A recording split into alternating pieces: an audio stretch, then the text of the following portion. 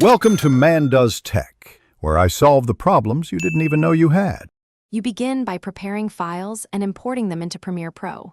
First, verify sample rate and file formats so playback stays synced. Then drag audio into the project panel or use file import. Once in, create or open the sequence that matches your footage. Make sure tracks are visible in the timeline. Expand audio tracks if needed. This early check prevents resampling and timing shifts later, so you can move directly into editing with confidence and avoid wasted fixes.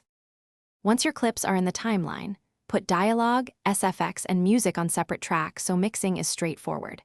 Use markers and the snap tool to align audio precisely to cuts and visual cues.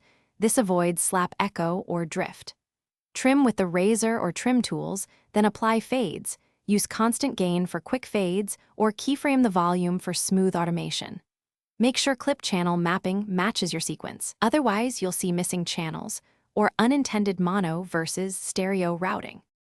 You finish by mixing and exporting. Open the audio track mixer for EQ and compression on tracks and route effects to buses for reverb or delay. This keeps levels controlled. When ready, export via File Export Media. Choose AAC at 48K HZ for standard video or WAV for master. If you hit issues, like distortion or missing channels, check clip gain and the master meter first. If clipping persists, reduce track faders and add a limiter on the master bus. Otherwise, confirm channel mapping and re-export. Thanks for watching.